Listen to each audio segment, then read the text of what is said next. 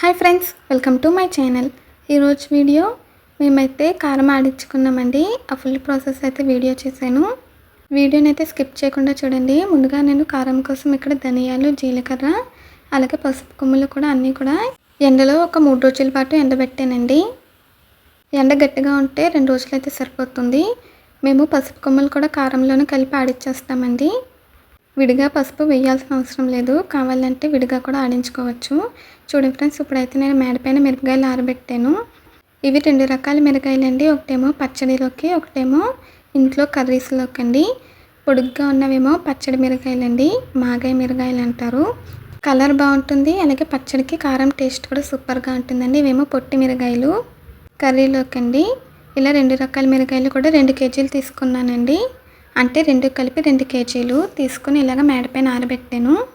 ఎండుమిర్చిని కూడా మనం 2-3 రోజుల పాటు ఎండలో ఆరబెట్టాలండి. అవి మనకి గుల్లగా మోగాలి, సౌండ్ వస్తే బాగా ఎండిపోయినట్టు. ఇప్పుడైతే నేను 3 రోజులు ఎండబెట్టానండి.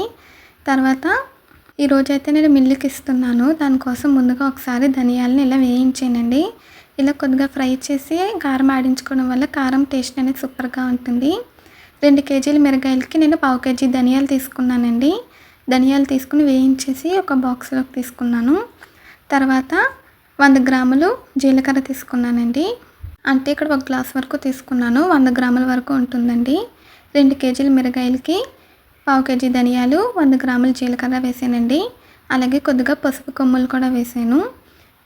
ఇవన్నీ వేసి ఆడించడం వల్ల మనకి ఇటు పచ్చడికి బాగుంటుంది, కారానికి బాగుంటుందండి. కారం 2 కలిపి ఆడించడం వల్ల ఈ ఒక్క కారమే మనం అన్నాలకి కూడా యూస్ చేసుకోవచ్చు.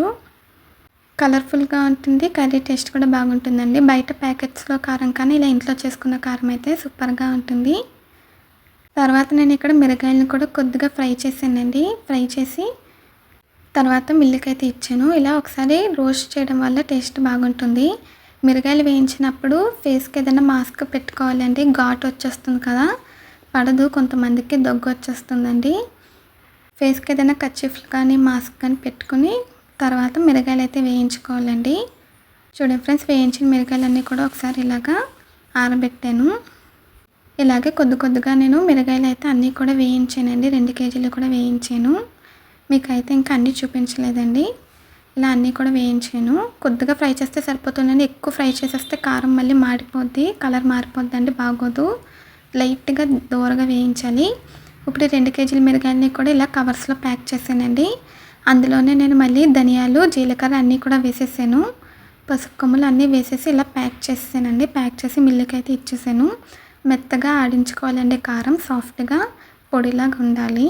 మిల్లుకి అయితే వెళ్ళామండి. మిల్లు దగ్గర కూడా పెద్ద లైనే ఉంది. ఇప్పుడైతే కారం సీజన్ కదా, మిల్లుకి అయితే వెళ్ళొచ్చేసాక కారం ఆడించేసాక చూపిస్తానండి. చూడండి ఫ్రెండ్స్, ఇప్పుడైతే నేను కారం ఆడించేసాను. 2 కేజీల కారం మొత్తం ఇదేనండి. చూడండి, చాలా కలర్ఫుల్గా ఉంది. ఈ కారంతో మనం పచ్చడి పెట్టుకోవచ్చు, అలాగే కర్రీస్ కూడా చేసుకోవచ్చు అండి. పసుపు కొమ్ములు కూడా వేసేసాం కాబట్టి కర్రీలో పసుపు వేయాల్సిన అవసరం ఉండదండి. పసుపు కూడా ఇలా న్యాచురల్గా ఉంటుంది, హెల్త్కి మంచిది. అంతేనండి, మనకైతే కారం రెడీ అయిపోయింది. ప్రతి సంవత్సరం కూడా మేము కారం ఇలాగే తయారు చేసుకుంటాము. ఈ వీడియో నచ్చిందండి. నచ్చితే please like, share, subscribe, comment చేయండి. Bye friends.